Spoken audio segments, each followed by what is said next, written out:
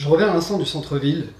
J'étais devant un stand de l'association L214 de défense des droits des animaux et il y avait quelqu'un qui était juste à côté de moi et qui disait « Moi, j'ai déjà réduit ma consommation de viande, mais j'arrive pas à m'en passer. C'est trop bon, j'arrive pas, je pourrais jamais devenir vegan. » Ça m'a fait tilt parce que ça m'a rappelé en fait une copine qu'on a dans notre petite bande qui m'a dit « Damien, force-moi à devenir vegan, j'y arrive pas, j'y arrive pas. » Et ça m'a rappelé un peu toutes les conversations que j'ai eues aussi sur Facebook ou par email avec des personnes qui m'ont demandé à peu près la même chose.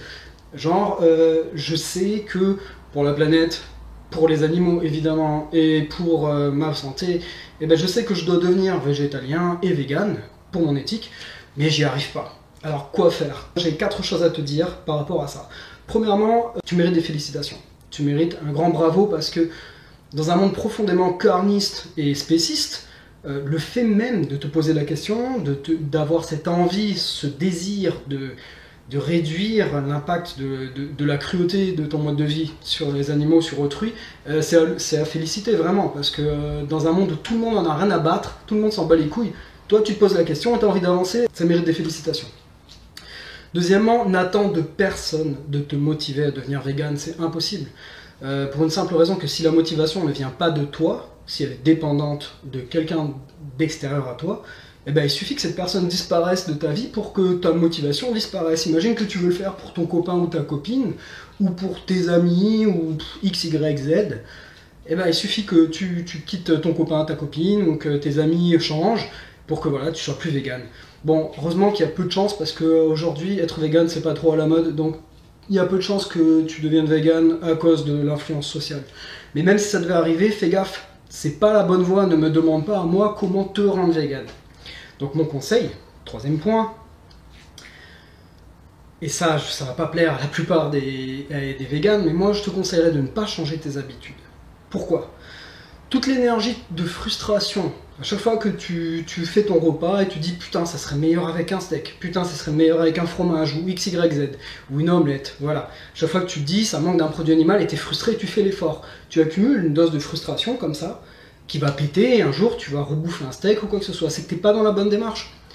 Moi ce que je te suggère c'est que toute cette énergie mentale, toute cette discipline que tu mets pour essayer de changer tes habitudes de vie, tu vas la déplacer dans les recherches. C'est-à-dire que même si tu te dis « Ah mais je sais comment ça se passe, je sais ce qui se passe avec les animaux, je sais qu'ils sont maltraités, je sais que c'est pas bon pour la planète, je sais que c'est pas bon pour moi », continue à t'informer.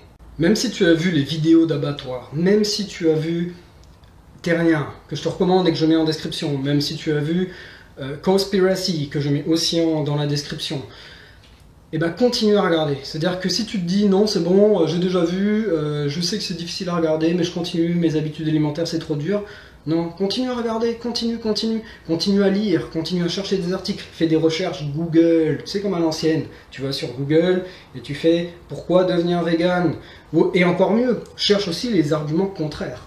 C'est-à-dire que disent les lobbies laitiers, les lobbies de la viande, les lobbies industriels, qu'est-ce qu'ils disent? Et pourquoi? Peut-être qu'ils ont raison, pourquoi pas? Apprends les arguments des deux côtés, ça veut dire que tous les jours, l'énergie que tu avais à mettre, toute cette énergie-là, tu te dis, et ben là, aujourd'hui, au lieu de regarder un épisode de ma série préférée, au lieu de traîner un quart d'heure, 20 minutes, 1 heure sur YouTube ou sur Facebook, je vais prendre le temps d'aller sur des sites d'information et de lire, et de me poser les questions. Et tu vois, c'est très important que tu fasses cette démarche de chercher sur Internet. C'est pour ça que je te donne que 2 liens, parce que c'est les 2 liens fondamentaux. Tout le monde doit les avoir vus, tout le monde doit avoir vu Terrien et Conspiracy. Après, il y en a énormément d'autres, des ressources très très intéressantes, controversées, discutables, solides. Il y a vraiment de tout. Mais c'est à toi de chercher. Si c'est moi ou une autorité, on va dire quelqu'un dans ton cercle social qui te donne les informations, qui te prémâche le travail, ça n'aura pas autant de valeur que si c'est toi qui allais chercher l'information et qui te sera posé les bonnes questions.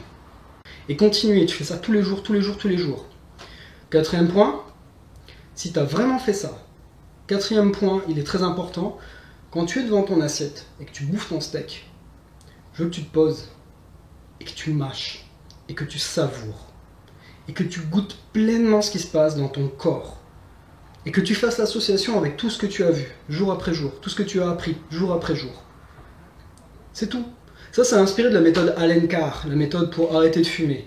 Sa méthode, elle est simple, elle dit, vous n'allez pas arrêter de fumer, vous allez savourer, vous allez être pleinement dans l'instant présent.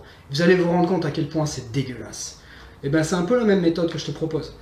Tu vas manger tes produits animaux, mais si tu as continué à t'auto-éduquer et si tu n'arrêtes pas, de toi-même, naturellement, tu vas réduire. Tu auras un déclic, un jour ou l'autre.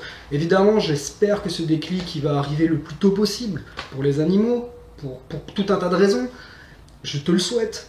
Mais s'il arrive seulement dans 3 mois, seulement dans 6 mois, eh ben c'est mieux que plutôt qu'il n'arrive pas du tout. Voilà, c'était mes conseils. Dis-moi ce que t'en penses en commentaire. On en discute. Si tu as besoin vraiment qu'on échange un peu sur le véganisme, eh ben, ça me fait très plaisir. Et parce que j'estime que c'est très très important et ça fait partie du raccourci minimaliste. Allez, bisous. Bon courage.